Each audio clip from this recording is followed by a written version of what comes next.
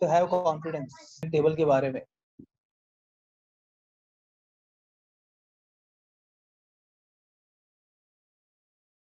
आज हम मेन मुद्दे के ऊपर जाते हैं इस चैप्टर में, जो periodic properties and periodic trends है, we'll discuss about that.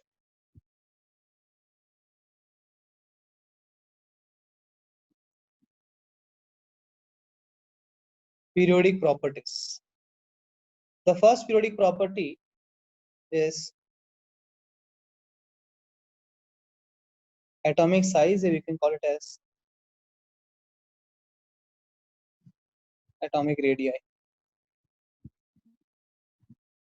This is the first property, atomic size या atomic radius के बारे में बात करेंगे। What do you understand by atomic radii, atomic radius? In simple, technically हम बात ना करें,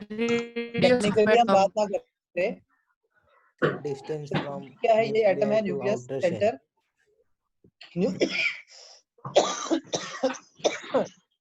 न्यूक्लियस से लेके आउटर मोस्ट शेल तक का डिस्टेंस, बराबर ना? इसको हम रेडियस बोल सकते हैं एटम का। इन सिंपल ऐसे हम बोल सकते हैं, परंतु technically we measure like this. Technically it is, you can write or somebody write, लिख लिए साथ में लिखते रहिए। But definition, if you see, it is basically 1/2 of the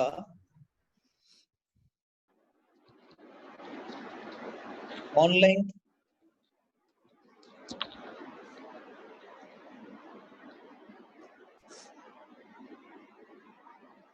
joining two atoms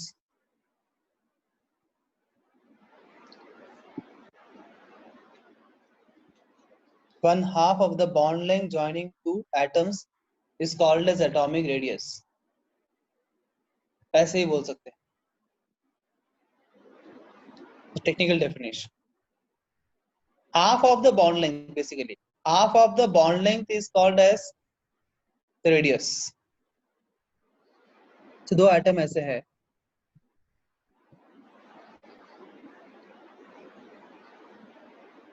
what is bond length? Bond length is the internuclear distance. इसके nucleus से लेके दूसरे न्यूक्लियस तक का डिस्टेंस को बोलते हैं बॉन्ड लेंथ, बराबर? This called is bond length. इस बॉन्ड लेंथ का अगर हमने एग्जैक्टली आधा किया, half of the bond length, half of the bond length is basically radius. इसको बोलते हैं हम radius. Technically same thing only, one and same with slight negligible difference depending on what kind of bond is present between these two atoms. So if the bond length is here, say for example L, then L is equal to, you will get 2R. If the radius is R, L is the bond length, you have L equal to R, or R equal to L by 2. That is in general atomic radius. Any difficulty anybody in this? It's very simple. Yes sir, simple. Yeah. Yes now sir. there are 3 types of atomic radius. 3 type के atomic radius हम बोल सकते हैं। तो जो classification करें, there are 3 types of atomic radius.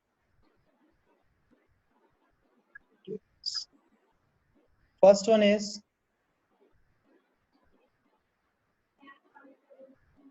covalent radius. Second one is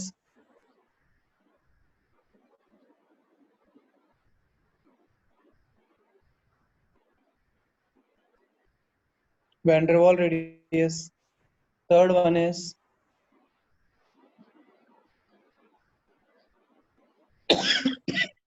metallic.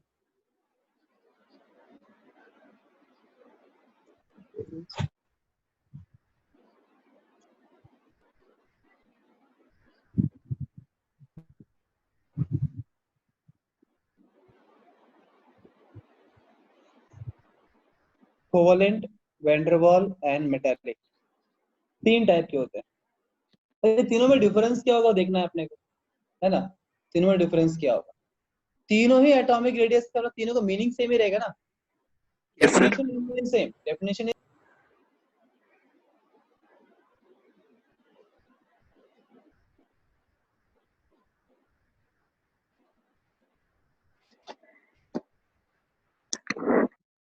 if the bond between the two atoms is a covalent bond, and of that bond if you take half of the distance of the bond, that is radius, one half of the bond length, वो definition यहाँ apply करते हैं तो उसी को हम वही radius क्या बोलेंगे, कोवलेंट रेडियस बोलेंगे, बिकॉज कोवलेंट बॉन्ड क्या हम निकाल रहे हैं, ये दो एटम जो कोवलेंट बॉन्ड है उसको कोवलेंट रेडियस बोल दिया, बहुत सिंपल। अब मान लीजिए दो मेटल एटम्स है, if you two metal atoms, ये दो मेटल एटम्स भी कौन सा बॉन्ड होगा, मेटालिक बॉन्ड होगा। मेटल एटम्स के बीच में क्या होगा, मेटालिक बॉन्ड होगा। अगर दो मेटल एटम्स के पीछे मेटालिक बॉन्ड के रेफरेंस अगर हम बॉन्ड, ये बॉन्ड लेंथ के हिसाब से हम रेडियस निकालते हैं, if here the same definition we apply, that one half of the metallic bond is called as metallic radius.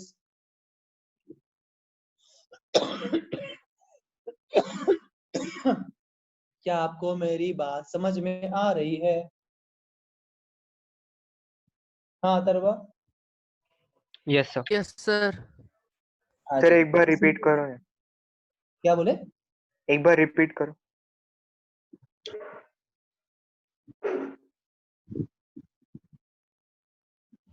हम बात कर रहे हैं एटॉमिक रेडियस। एटॉमिक रेडियस का मतलब है बॉन्ड लेंथ डिवाइड बाय 2 करना है।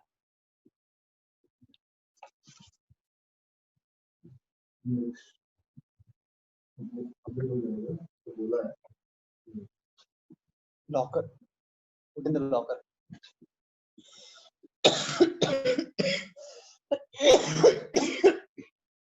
जो दो एटम के बीच में बॉन्ड लेंथ होता है उसका हाफ करेंगे तो मिलेगा एटॉमिक रेडियस, ये एटॉमिक रेडियस।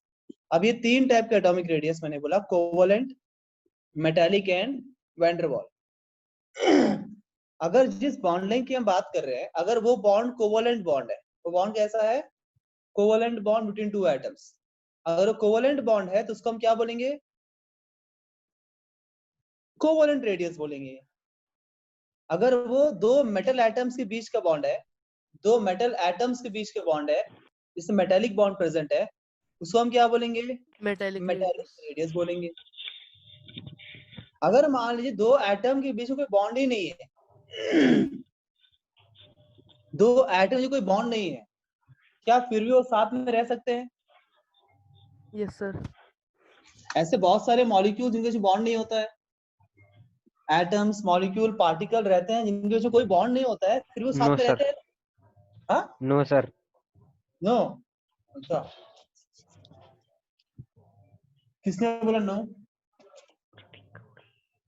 सर मैं। क्या मतलब कौन भैया? प्रतीक, प्रतीक बोलता है नो, ठीक है।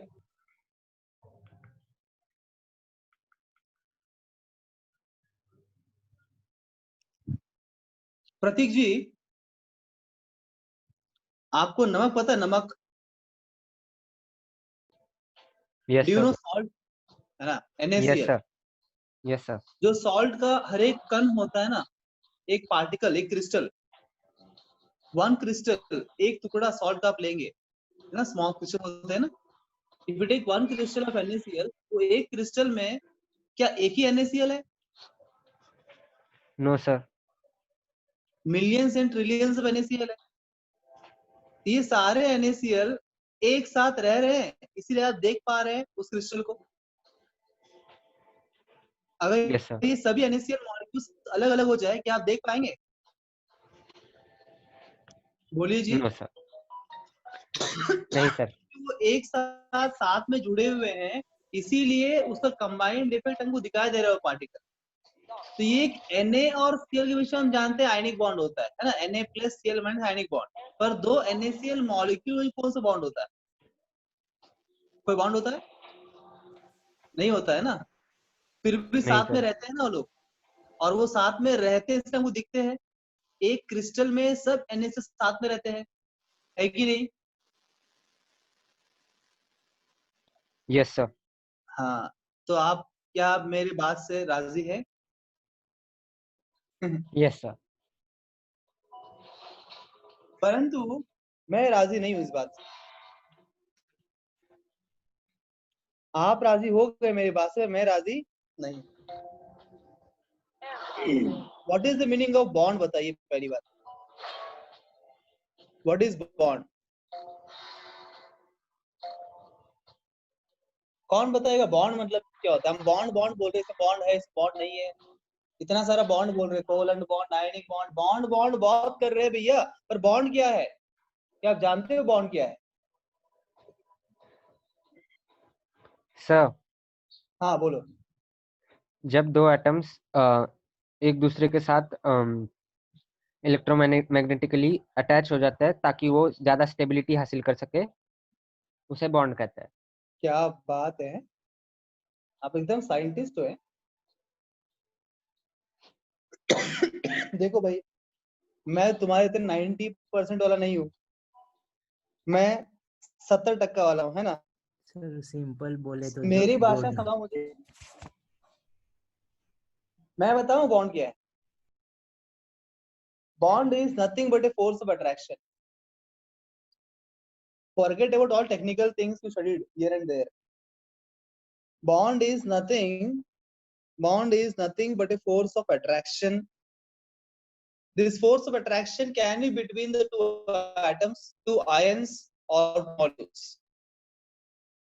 This is just nothing but basically it is a force of attraction.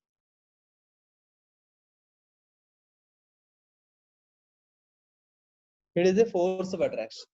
जो हम बोलते हैं कोवलेंट बॉन्ड, आयनिक बॉन्ड, ये सारे bond different types of attractions है बस। ये अलग अलग प्रकार के अट्रैक्शंस, साथ में रहने का अलग तरीका है।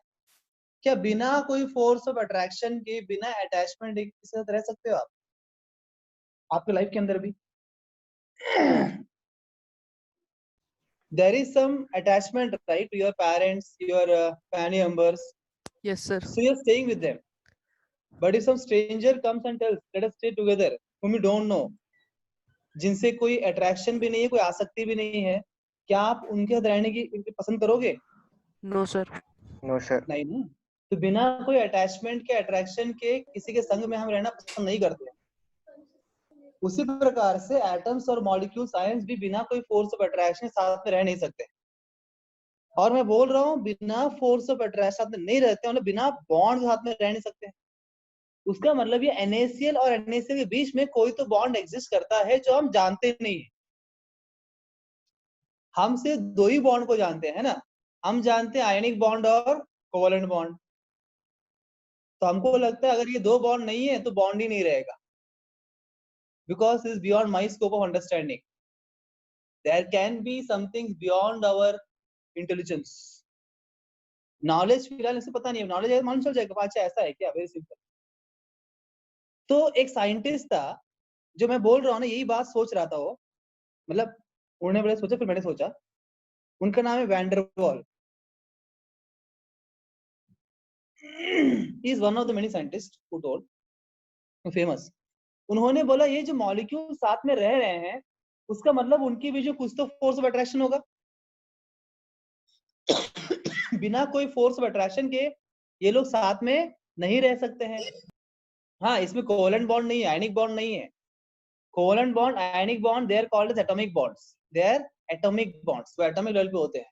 एक मॉलिक्यूल तैयार करने के लिए वो बॉन्ड का इस्तेमाल होता है। पर आपस में भी इनका कोई तो बॉन्ड जरूर होना चाहिए जिसकी वजह से आपस में साथ में रह रहे हैं, ये लोग सब साथ में रह रहे हैं।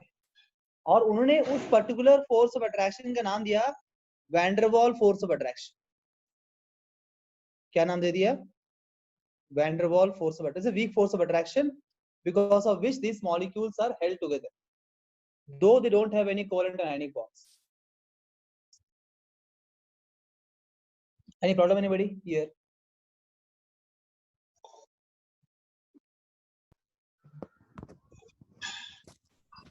So बोले ऐसे atoms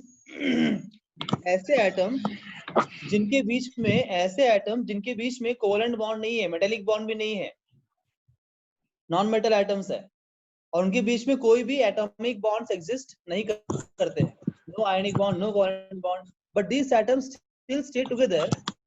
That means these atoms must be having a van der Waal bond, a van der Waal force of attraction. And जब इन दो एटम का बीच का डिस्टेंस निकालेंगे, दैट इज बॉन्ड लेंथ, और उस बॉन्ड लेंथ का हम हाफ करेंगे, that radius will be called as van der Waal radius. कौन का शंका है बेचारा? ये 3 रेडियस का अर्थ मैंने समझाया आपको, किसी को शंका है पूछो।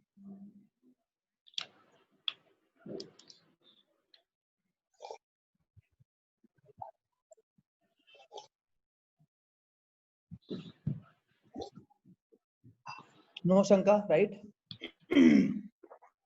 तो क्या लिख सकते हैं बातों को? एक बार लिख भी लेते हैं तो क्या होगा, और क्लैरिटी आ जाएगी आपके अंदर। फर्स्ट मैंने क्या बोला? Covalent, covalent radius.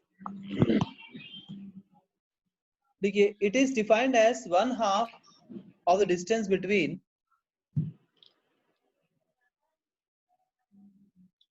it is defined as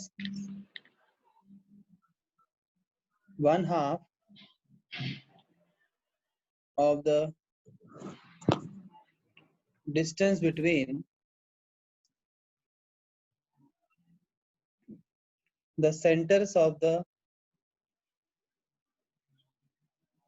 nuclei of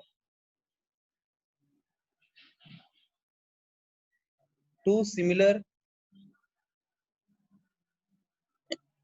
atoms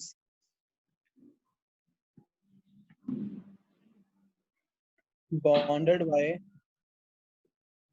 single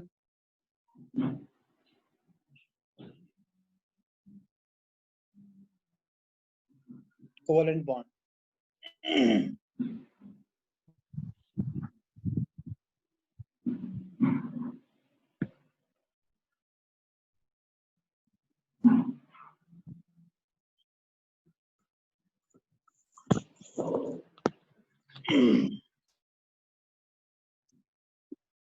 Noted, everybody?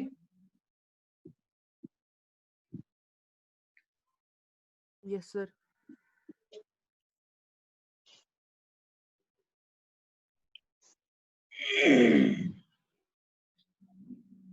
So,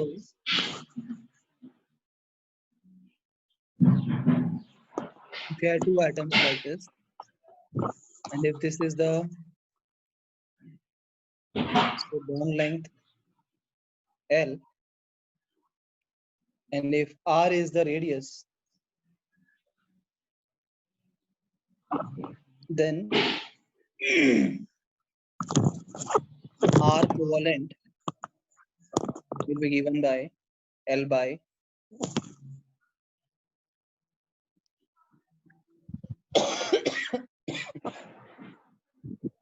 then R covalent is given by L by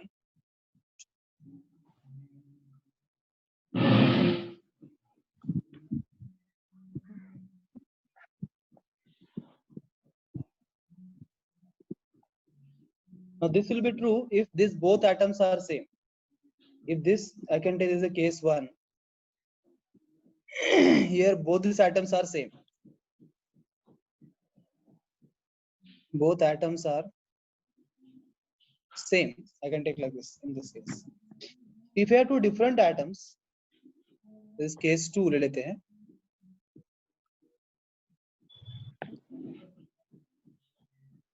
मतलब हेटेरोन्यूक्लियर अगर हम लेते हैं इंस्टेड ऑफ होमोन्यूक्लियर, होमो मतलब दोनों सेम से, हेटेरो अलग अलग एटम्स रहे, फिर 2 डिफरेंट एटम्स थोड़ा बहुत छोटा बड़ा हो जाएंगे, तो उस टाइम वापस अगर हम इसको L रेडियस मान लेते हैं और इसका रेडियस R A होगा, इसका radius R B, atom A atom B मान लेते हैं, that time this bond length L will be RA plus RB and the radius of AB molecule will be like this.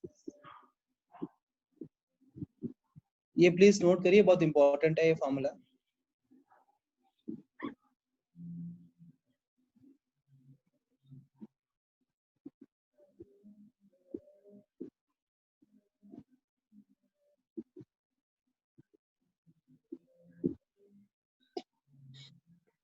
This formula was given by Stevenson and Skomaker. Stevenson and Skomaker ने ये formula दिया था, दो अलग अलग atom रहा तो कैसे रेडियस निकालने का। Noted everybody? Yes, sir. So here Ra is radius of atom A, Rb is radius of atom B, Xa is the electronegativity. Xa and Xb are electronegativities of A and B respectively. 93.8. 12th का result आ गया है क्या? 12th को मुझे result send कर रहे हैं sir. SSC कहाँ है? स्टेट बोर्ड का है स्टेट बोर्ड सर। रिजल्ट भेज रहे हैं ना भैया, अभी किसी ने भेजा ना, तो व्हाट्सएप में दिखा दिया ना अभी 93.8 12th का एक स्टूडेंट। 12th का भी देखना पड़ेगा। ऐसे मुझे बोर्ड के रिजल्ट में उतना इंटरेस्ट नहीं है, पर जस्ट मैं देखता हूँ कि मैं टॉपर हूँ कि नहीं है, मतलब मेरा क्लास टॉप में है कि नहीं वो देखने रिजल्ट पूछता हूँ मैं, हमारा हाईएस्ट कितना। Otherwise it doesn't matter any. लिख लिया ना आपने वो? नेक्स्ट लिखो van der Waals radius. Sir हाँ जी सर वो केस टू एक्सप्लेन कीजिए ना, मुझे नहीं समझा। किसका केस? ये सर अगर दो डिफरेंट एटम रहेंगे, मतलब पहले केस में क्या था, दोनों एटम सेम सेम है ना, दोनों सेम सेम एटम, कोई दिक्कत नहीं है, L/2 करके आंसर आ जाएगा। पर स्टीवनसन और स्कॉमेकर ने बोला अगर दो अलग अलग एटम है, मानो पहला केस H2 मॉलिक्यूल का है, H2 मॉलिक्यूल बात दोनों क्या होगा, होगा ना, दोनों हाइड्रोजन एटम, दोनों का रेडियस सेम ही होगा, डिवाइड करना आसान है। पर सेकंड केस से मान लेते हैं HCl तो H का साइज डिफरेंट होगा, Cl का साइज डिफरेंट होगा।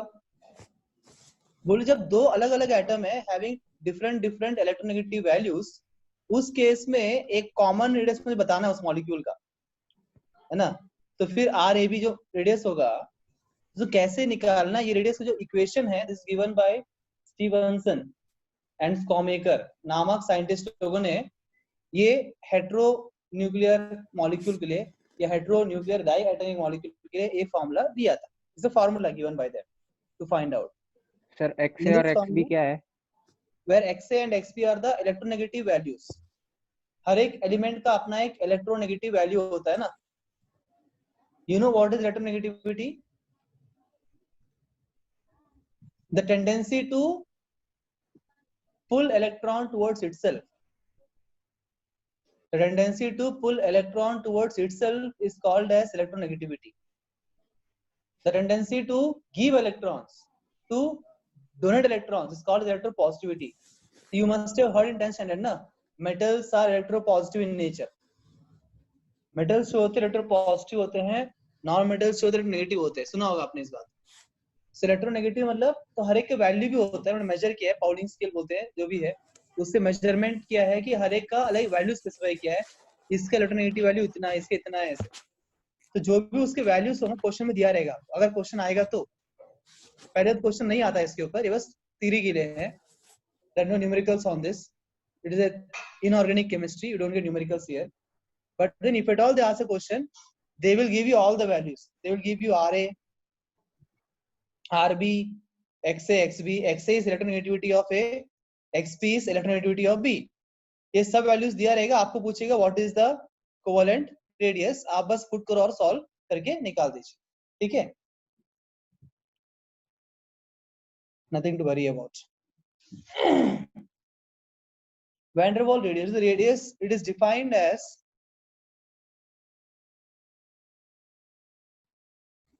one half of the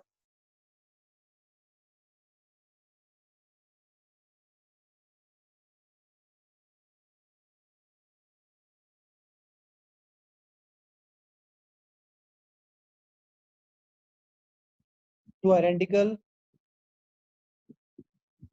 non-bonded. Here non-bonded refers to there is no covalent and no ionic bond. Generally इसको bonds बोलते हैं.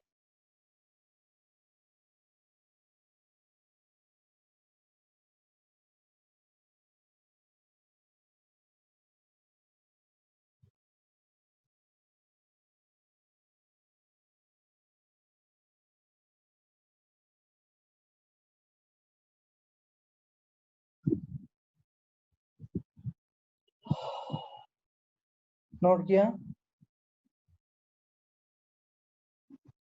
किसी कोई दिक्कत हो तो आप पूछिए. नोट कर लिया सर. समझ में आया ना? वही जो समझाया मैंने वही, और कुछ नहीं है. Yes sir. तीसरा है मेटालिक.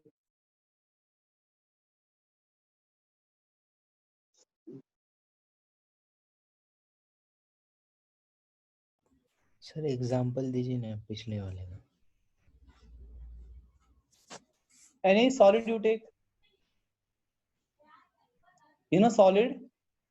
Yes sir. तो सॉलिड स्टेट में रहने वाले कोई भी आप कंपाउंड ले लो, कोई भी मतलब कुछ भी ले लो आप. जैसे NaCl मैंने बोला ना आपको NaCl, वैसे आप you can take anything जिनके बीच में आपस में बॉन्ड नहीं होते, जो पार्टिकल साथ में रहते हैं. Doesn't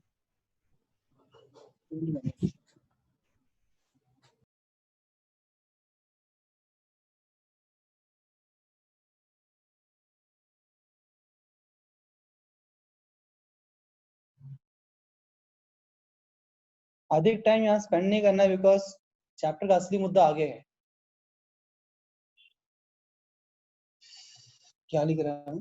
it is defined as one of the inter sorry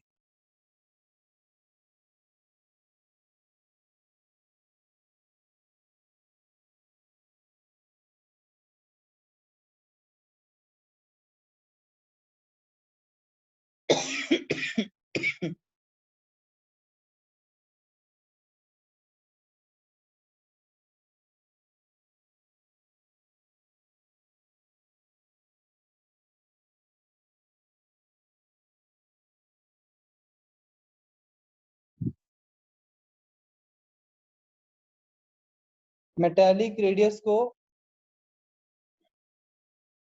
हम क्रिस्टल रेडियस ही बोलते हैं कभी कभी. Crystal radius. ये 3 टाइप के रेडियस है.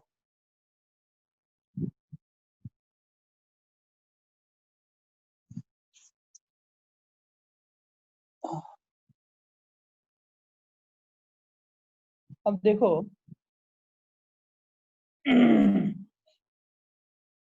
अगर इन तीनों का स्ट्रेंथ के बारे में हम बात करेंगे, सर मेटालिक रेडियस का डेफिनेशन दिखाओ ना एक बार.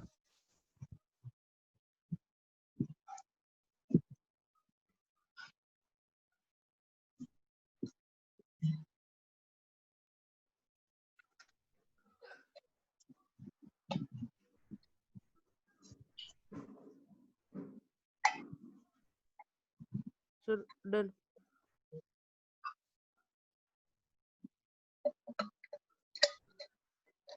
डन. Yes sir. अगर कोई हमें इन तीनों रेडियस कंपेयर करने के लिए बोलता है,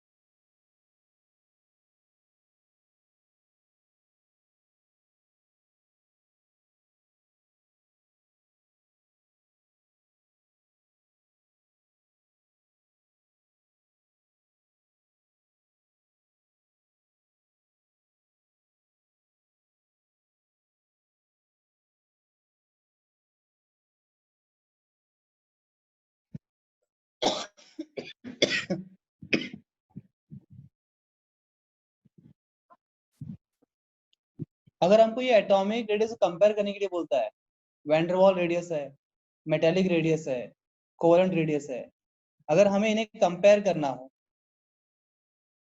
देन सबसे बड़ा कौन सा होगा? वैन डर वाल होगा, उसके बाद मेटेलिक और उसके बाद कोवेलेंट। ऐसा क्यों? Because the strongest bond is covalent bond. सबसे अधिक force of attraction covalent bond में होगा। तो जितना फोर्स ऑफ अट्रैक्शन ज्यादा होगा उतना एटम्स नजदीक होंगे, जितना नजदीक होंगे उतना उनका बॉन्ड लेंथ छोटा होगा, जितना बॉन्ड लेंथ छोटा होगा उतना रेडियस भी छोटा आएगा। बिकॉज रेडियस हमने क्या बोला यहाँ पे? Half of the bond length बोला है, half of the bond length बोला है। Clear what I am saying? इससे हमको क्या समझ में आ रहा है कि जो वीकेस्ट फोर्स ऑफ अट्रैक्शन कौन सा है? Van der Waal force of attraction. क्योंकि it is a weak force of attraction, so atoms दूर दूर रहेंगे, अधिक डिस्टेंस होगा, बॉन्ड लेंथ भी ज्यादा होगा, तो half of the bond length ज्यादा होगा, radius. Done?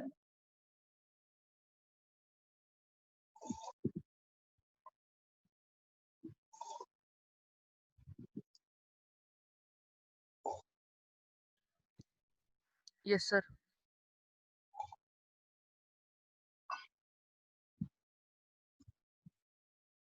Now we are slowly going to enter into the chapter, the original content, concepts लेना शुरू करेंगे।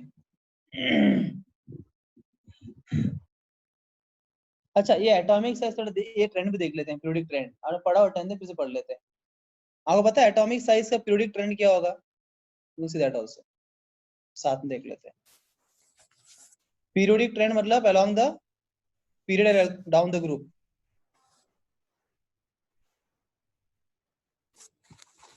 डाउन द ग्रुप साइज क्या होता है एटम्स का?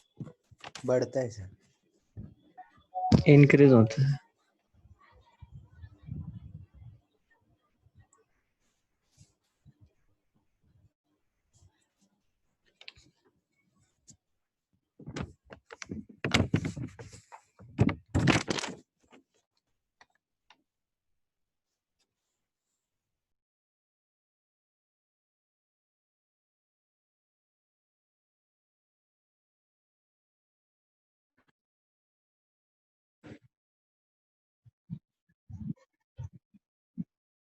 Down the group,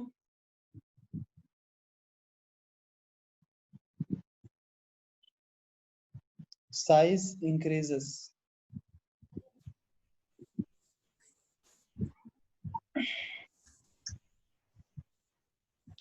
Along the period, size Decreases.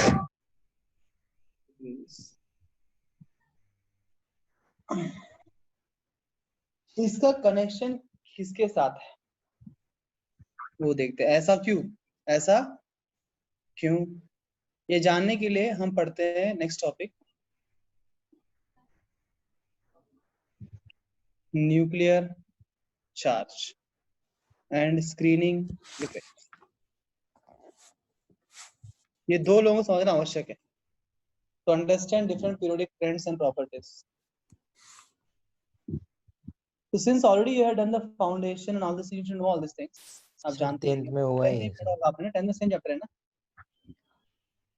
कुछ बातें एक्स्ट्रा 11th में, ज्यादा डिफरेंस नहीं है और थोड़ा प्रॉब्लमेटिक है, प्रॉब्लम ओरिएंटेड है। न्यूक्लियर चार्ज क्या है बेसिकली?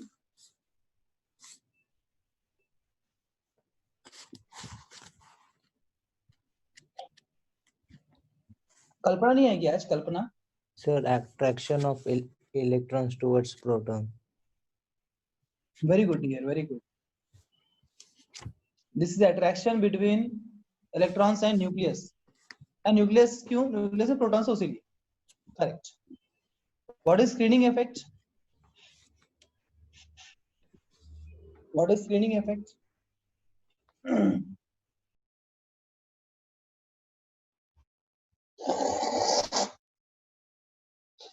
आपको फिजिक्स पढ़ाऊं क्या अभी?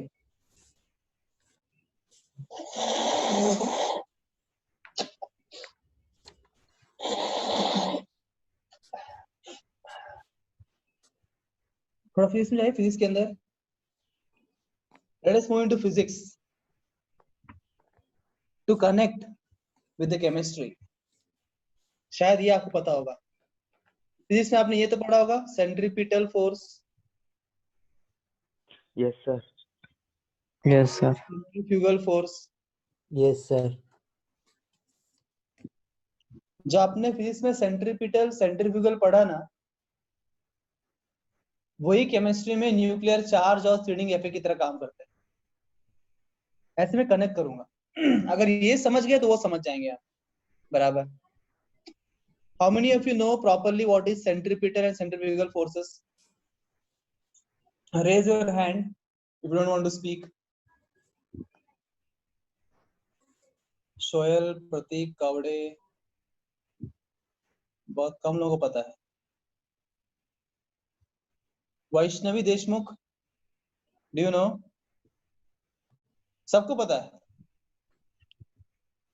कुछ लोगों को नहीं पता है. तो पहले मैं फिजिक्स पढ़ाता हूँ, फिर केमिस्ट्री में जाते हैं लौट के वापस. अगर मान लीजिए if you take a stone, आप एक पत्थर लेते हो, रैंडम स्टोन, एंड इस पत्थर को एक रस्सी से बांध देते हो. ये आपके हाथ में रस्सी है,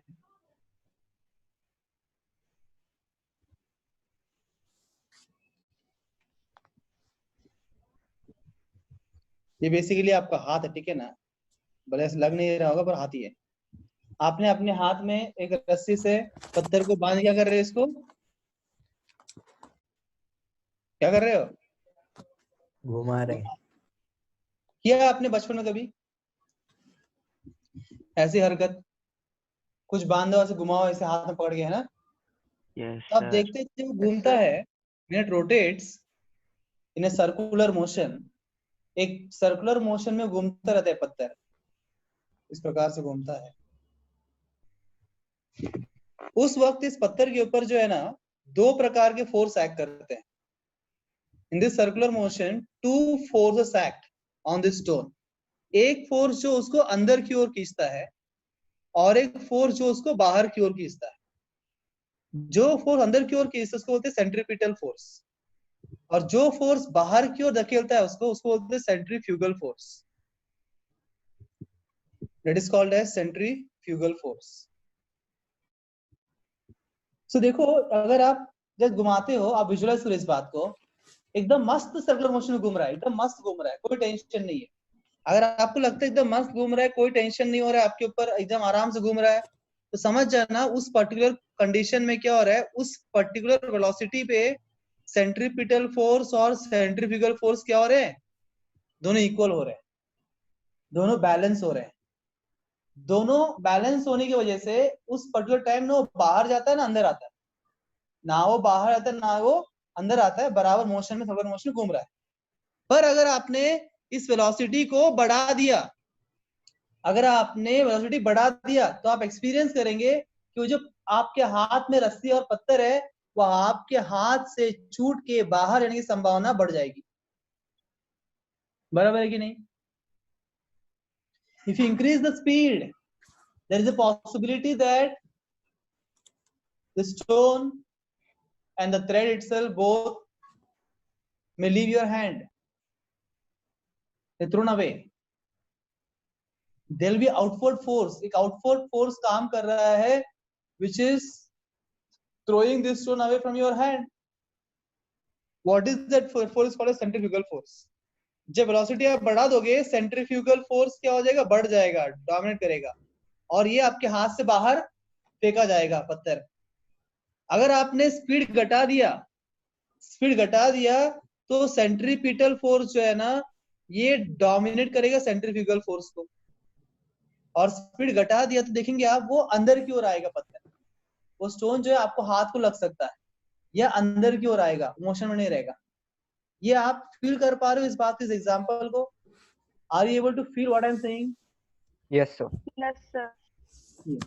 देखो, जिनको मतलब बोलना संभव है, मतलब आप शर्माते नहीं हो, आप बोल सकते हो, आपका शब्द उतना अमूल्य नहीं है, या फिर अमूल्य है पर आप मेरे लिए स्पेंड कर सकते हो आपके वचनों को, तो आप बोलिए.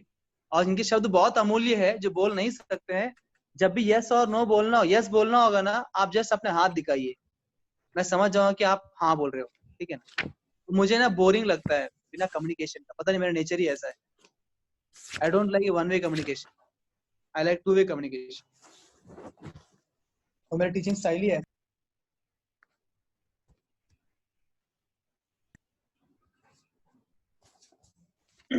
चलो, अगर ये एग्जांपल आपको समझ में आया, इसी प्रकार से आप देखिए एक एटम के अंदर भी, एक एटम में भी इलेक्ट्रॉन जो है न्यूक्लियस की चारों ओर घूम रहा है ना, just like this, in the similar way electron is doing a circular motion in the orbit in an atom around the nucleus. तो इस इलेक्ट्रॉन के ऊपर भी दो प्रकार के फोर्स काम करना चाहिए।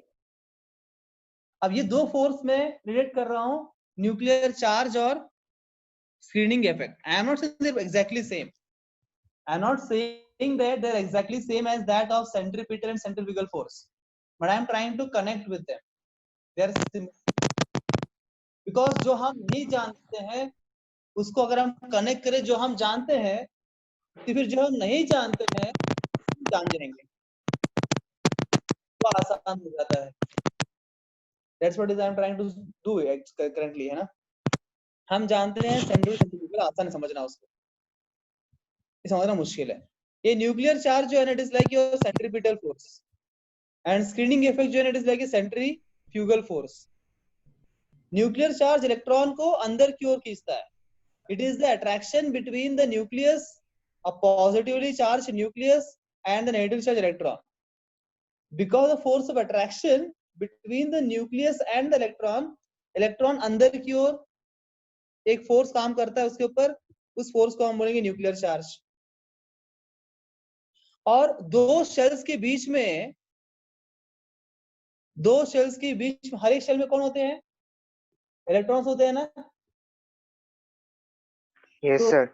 कॉन्जिक्यूटिव शेल्स के बीच में जिनमें इलेक्ट्रॉन्स है, क्या होगा आपस में? रिपल्शन होगा, अट्रैक्शन होगा? रिपल्शन होगा। Very good. सो दो कॉन्जिक्यूटिव शेल्स के बीच में, because the electrons are present in the shells, there will be repulsion.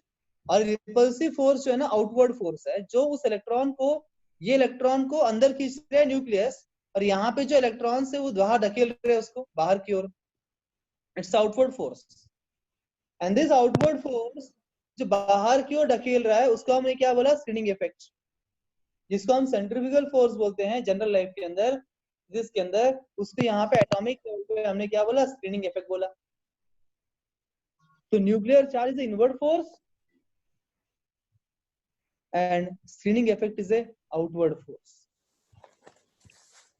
क्या मेरा बोलने का तात्पर्य आपको समझ में आ गया? Yes sir. किसी कोई शंका? No sir. No sir. तो ये मीनिंग था समझने के लिए। अब वो टेक्निकल डेफिनेशन भी आप लिख लीजिए। डेफिनेशन है कि पता, लिख लीजिए, मैं बताता हूँ डेफिनेशन। फर्स्ट आप लिख लीजिए न्यूक्लियर चार्ज के बारे में।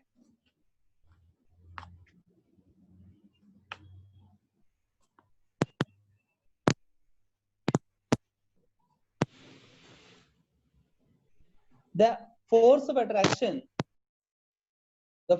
attraction experienced by the electron,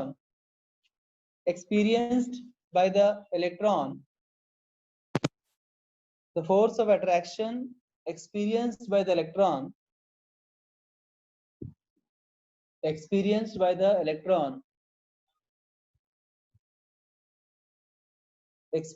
by the electron due to the positively charged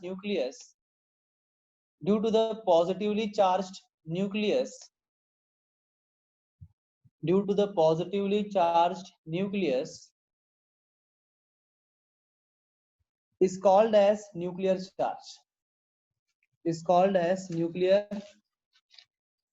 charge. Sir note किया? सर रिपीट करो ना। Yes sir. क्या बोला मैंने कि कोई मुझे स्टार्टिंग में बताएगा? The force of attraction. हाँ, the force of attraction experienced by the electron, the force of attraction experienced by the electron due to the positively charged nucleus, due to the positively charged nucleus is called as nuclear charge, is called as nuclear charge.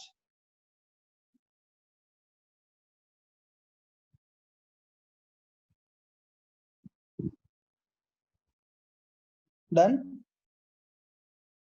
अब लिखो screening effect.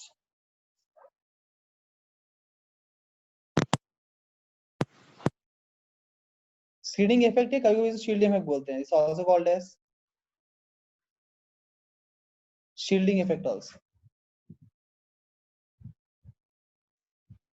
The force of repulsion, the force of repulsion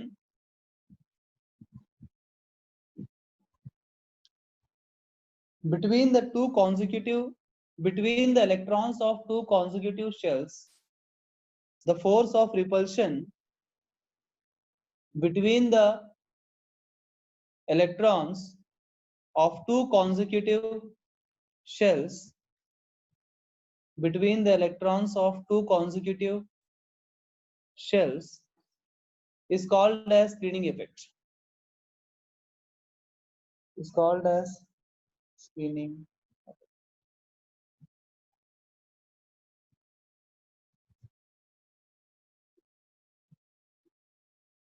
In simple, nuclear charge pulls the electron towards the nucleus and screening effect pushes the electron away from nucleus. ये भी लिख लो आप, ध्यान में रहेगा बाद में, है ना.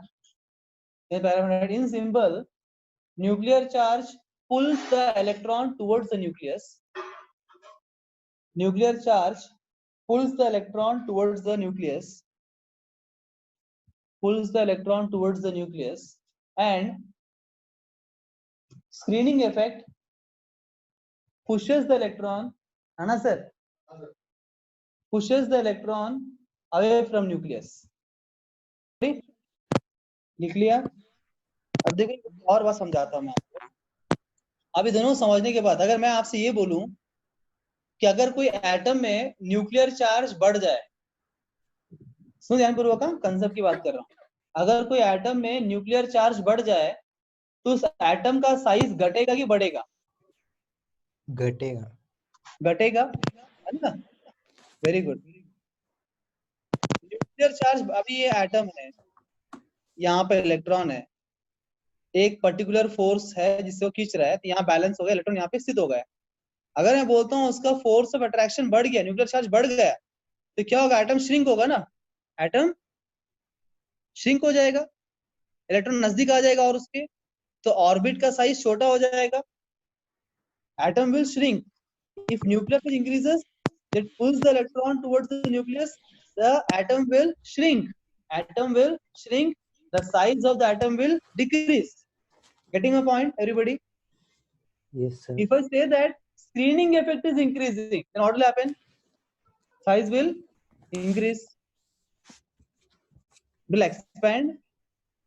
अगर स्क्रीनिंग इफेक्ट बढ़ेगा मतलब पुश बढ़ रहा है, इलेक्ट्रॉन को हम बाहर ढकेल रहे हैं. इलेक्ट्रॉन अगर दूर जाएगा तो जहां इलेक्ट्रॉन है वहीं ऑर्बिट होता है, जहां ऑर्बिट है वहां पे इलेक्ट्रॉन नहीं है, जहां इलेक्ट्रॉन है वहीं पे ऑर्बिट है. जहां इलेक्ट्रॉन घूमता है उसी ऑर्बिट बोलते हैं. शेल बढ़ गए, शेल की डिस्टेंस बढ़ जाएगा, साइज की बढ़ जाएगा. तो न्यूक्लियर चार्ज के बढ़ने से साइज घटता है, स्क्रीनिंग इफेक्ट के बढ़ने से साइज बढ़ता है. कनेक्ट किया मैं एटॉमिक रेडियस और एटॉमिक साइज को इन दो चीजों से. समझ में आ गया आपको बात मेरी? लिख लो इस बात को. If the nuclear charge increases, if the nuclear charge increases in an atom, if the nuclear charge increases in an atom, the size of the atom will also, the size of the atom decreases. The size of the atom decreases. If the nuclear charge increases, the size of the atom decreases.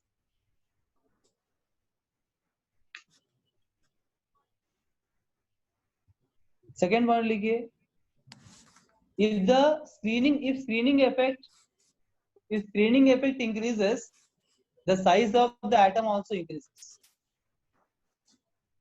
If screening effect increases, size of atom also increases. उसका मतलब atomic size is inversely proportional to nuclear charge and directly proportional to screening effect.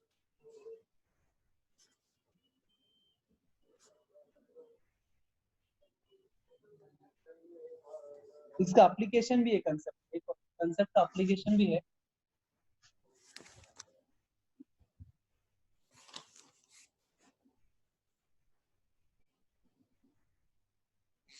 Agree, note down.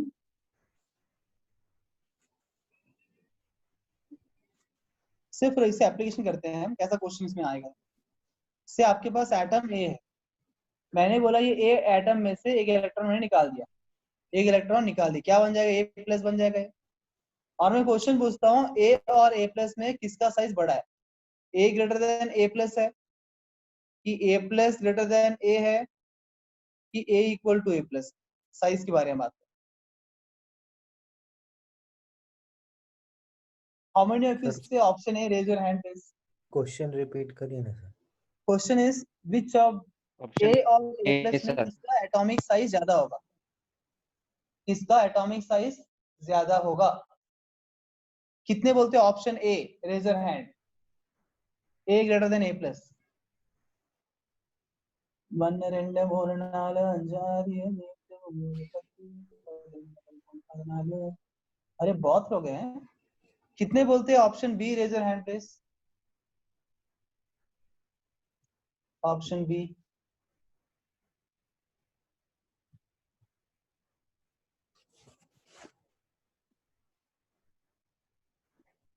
कुछ लोग है, कम हो रहा है।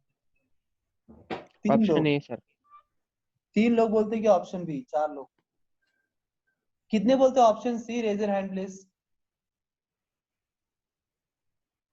दोनों equal रहेंगे, कोई नहीं।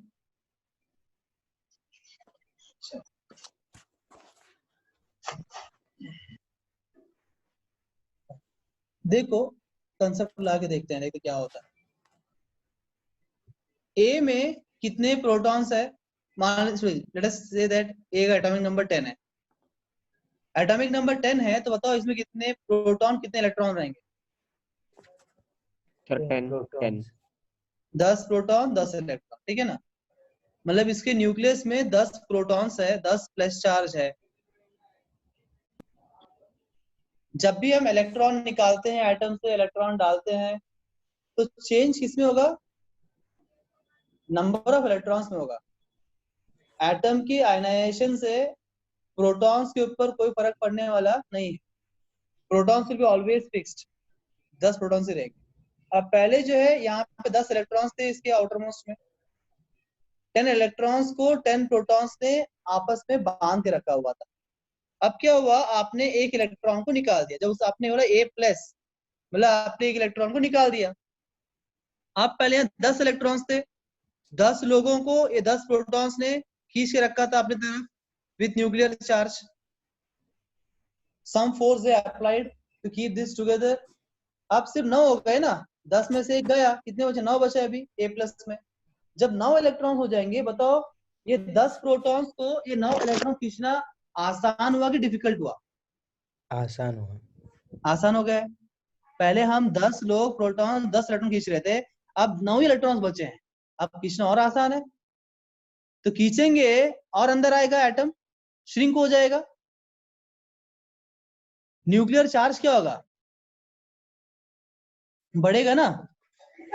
न्यूक्लियर चार्ज विल इंक्रीज पर electron nuclear charge will increase. पहले टोटल न्यूक्लियर चार्ज पहले उतने ही है, परंतु पर इलेक्ट्रॉन बढ़ जाएगा। पहले 10 प्रोटॉन का न्यूक्लियर चार्ज था 10 इलेक्ट्रॉन के ऊपर, मतलब एक इलेक्ट्रॉन पे एक प्रोटॉन का इफेक्ट पड़ रहा था, परंतु अभी 9 इलेक्ट्रॉन्स, तो 1.1 समथिंग होगा। तो पर electron the amount of force applied is increased now.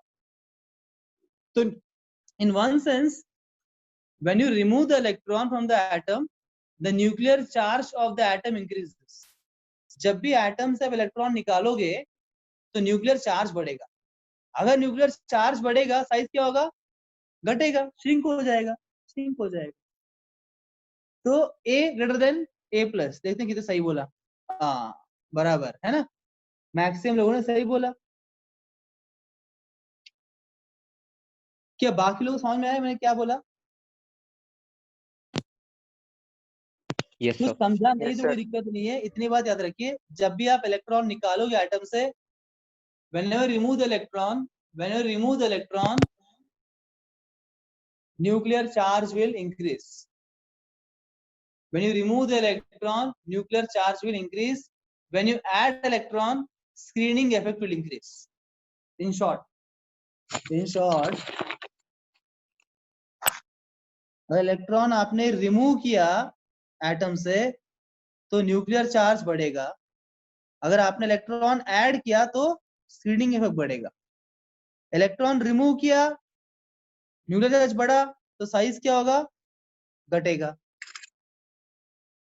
Electron आपने ऐड कर दिया, स्क्रीनिंग इफेक्ट बढ़ा तो साइज क्या होगा? बढ़ेगा.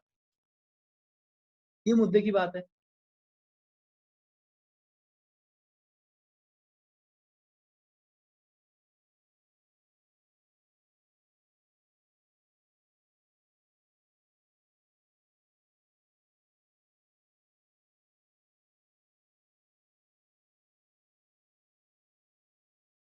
You got my point?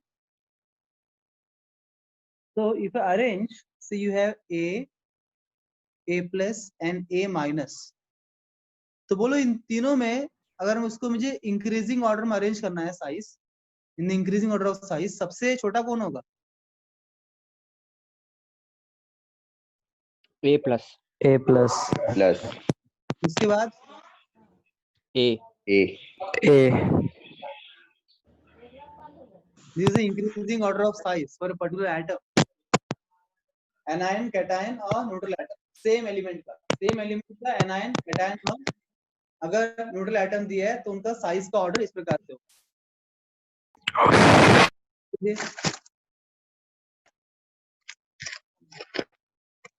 Sir. हाँ जी. सर मैंने आपको चैट बॉक्स में कुछ क्वेश्चन पूछा है.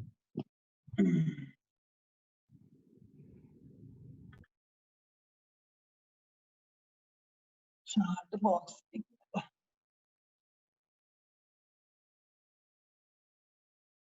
और हम लोग इसी रस्सी खींच के गेम से रिलेट. अच्छा इसे रस्सी खींच. हाँ वैसे समझो. अगर मेंबर कम हो गए वहां पे ताकत बढ़ जाएगी ना आपकी, तो टग ऑफ वॉर बोलते हैं ना उसको आप. Tug of war. 10 लोग यहाँ पे, 10 लोग वहां पे, 10 में से एक कम हो गए वहां पे, ताकत यहाँ बढ़ जाएगी अपने आप, खींच लेंगे. गुड एग्जाम्पल दिया. सोहेल ने अच्छे एग्जाम्पल देखा. तो एकदम प्रैक्टिकल सोचता है. Very good. In related done. क्या आगे बढ़ू?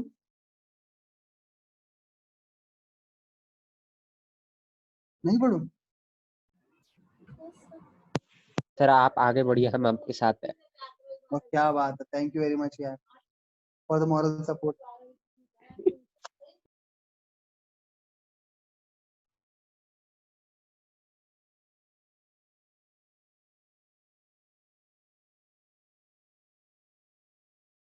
Today heading effective nuclear charge. Effective nuclear charge. What is effective nuclear charge? क्यों अलग से न्यूक्लियर से पढ़ा अभी हमने. Why should we say effective nuclear charge? What is the reason for that? Because हम देख रहे हैं कि हर एक इलेक्ट्रॉन के ऊपर न्यूक्लियर चार्ज के साथ साथ स्क्रीनिंग पे भी काम कर रहा है. अट्रैक्टिव फोर्स भी है, रिपल्सिव फोर्स भी, दोनों फोर्स काम कर रहे हैं. तो हम जैसे फिजिक्स में पढ़ा होगा, रिजल्टेंट फोर्स पढ़ा होगा आपने. Do you know physics? अगर ये ऑब्जेक्ट है, इसके ऊपर एक Yes, sir. फोर्स काम कर रहा है 10 न्यूटन, और उसी ऑब्जेक्ट के ऊपर इन ऑपोजिट डायरेक्शन और एक फोर्स काम कर रहा है 100 न्यूटन। बताओ what is the resultant force acting on this object? 90 90. 90 degree. Because force is a vector quantity. It depends on the direction also. 100 Newton यहाँ पे है, 10 न्यूटन यहाँ पे है, इफेक्टिवली सिर्फ 90 न्यूटन फोर्स का ही एक्सपीरियंस करेगा टुवर्ड्स दिस डायरेक्शन। करेक्ट? वैसे ही यहाँ भी इफेक्टिव न्यूक्लियर चार्ज मतलब न्यूक्लियर चार्ज अंदर की ओर खींच रहा है न्यूक्लियस की तरफ, स्क्रीनिंग इफेक्ट बाहर की ओर खींच रहा है। मान लेते हैं न्यूक्लियर चार्ज इसके ऊपर है 10 न्यूटन और स्क्रीनिंग इफेक्ट की वजह से उसके ऊपर लग रहा है 5 न्यूटन, 6 न्यूटन, तो स्क्रीनिंग में बाहर खींच रहा है। तो बताओ इफेक्टिवली इलेक्ट्रॉन के ऊपर कितना फोर्स काम कर रहा है? हाँ जी, what is the resultant force on electron? Sir वो स्क्रीनिंग इफेक्ट का 5 है या 6 है? 6। Sir 4 newton. 4 newton 4 newton towards the nucleus direction, है ना? 4 न्यूटन टुवर्ड्स द न्यूक्लियस। अब टुवर्ड्स द न्यूक्लियस मतलब क्या? Nuclear charge only. This 4 Newton I can call it as effective nuclear charge. What is 10 Newton? 10 Newton is a nuclear charge. 10 Newton क्या है? Nuclear charge है, कितना force act हो रहा है उसके ऊपर। एंड 6 न्यूटन क्या है? स्क्रीनिंग इफेक्ट है। And what is 4 Newton? This is effective nuclear charge. Effectively सिर्फ 4 न्यूटन चार्ज ही इलेक्ट्रॉन के ऊपर काम कर रहे हैं अंदर खींचने के लिए, बिकॉज 6 न्यूटन तो इसमें से इस स्क्रीनिंग इफेक्ट को ओवरकम करने में चला गया। क्या आपको मेरी बात समझ में आ गई? Yes, sir. जी। तो effective nuclear charge is basically the difference between the nuclear charge and screening effect. Note कर लीजिए।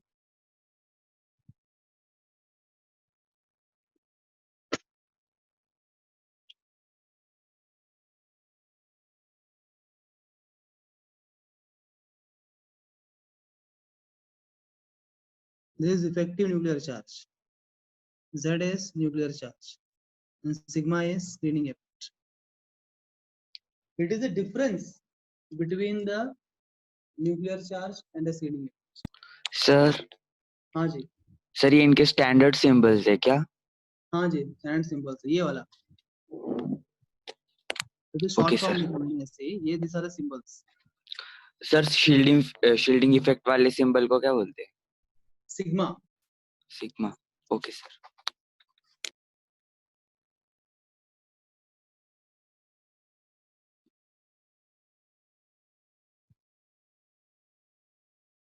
If you talk about the periodic trend for nuclear charge screening effect, down the group nuclear charge बढ़ेगा या घटेगा? घटेगा sir. घटेगा sir. घटेगा sir, घटेगा। क्योंकि डाउन द ग्रुप साइज बढ़ रहा है ना, साइज बढ़ रहा है मतलब क्या बढ़ रहा है? Number of screening effect shells. बढ़ रहा है। Yes sir. इफेक्ट के बढ़ने से साइज बढ़ता है, तो साइज बढ़ रहा है मतलब स्क्रीनिंग इफेक्ट बढ़ रहा है। और स्क्रीनिंग इफेक्ट और न्यूक्लियर चार्ज दोनों इनवर्सली प्रोपोर्शनल है, एक बढ़ेगा तो और एक घटेगा। तो वो भी लिख लीजिए periodic trend. Down the group screening effect increases and nuclear charge decreases. Down the group, screening effect increases and nuclear charge decreases.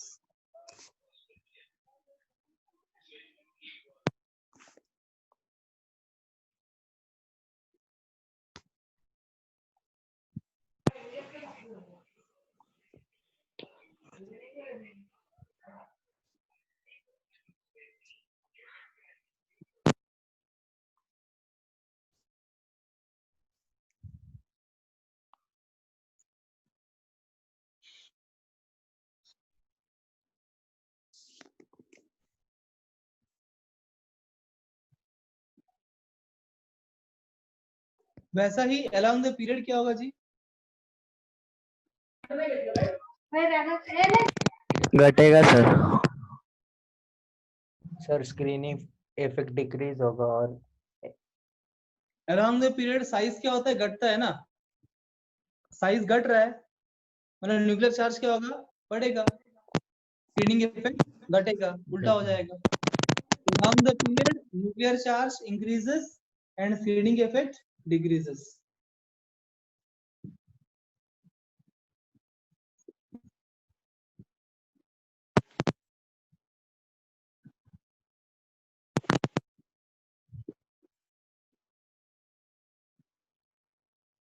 Along the period nuclear charge increases and screening effect decreases.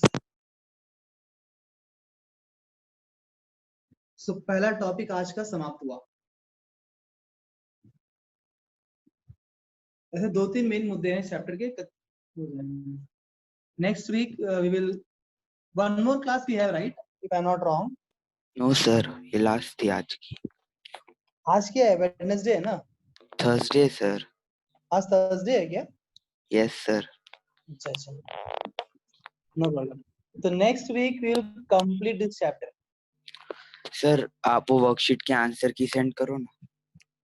ओ, तुम मुझे class के बाद याद दिलाते नहीं हो, मैंने बोला था याद दिलाने को। सर आपने अथर्व को बोला तो मुझे लगा उसने याद दिला दिया। सर आपका नंबर दीजिए ना। अरे टेलीग्राम पे है ना सर। हाँ, मैम करेंगे। हाँ हाँ, लेकिन मुझसे बात करना है मुझे। मेरा नंबर नहीं है आपके पास? सर नहीं टेलीग्राम सर, पे हो ना सर आप? पर मैं अननोन हूँ। नंबर है। अच्छा, अननोन दिख रहा है क्या? हाँ सर। 90670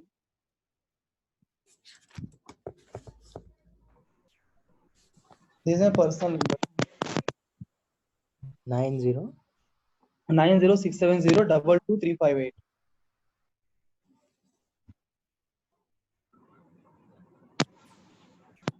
जनरली मैं रात को ही फ्री रहता हूँ टिल 10 o'clock। और मेरे क्लास बढ़ गए हैं, 10 तक लेक्चर चलते हैं मेरे 10 o'clock तक। तो 10 के बाद आपने एक रिमाइंडर दिया ना, जैसे लेक्चर खत्म होता है फिर 11 बजे के अंदर मैं आपको सेंड कर दूंगा, है ना? Thank you very much. Thank you sir. Thank you sir.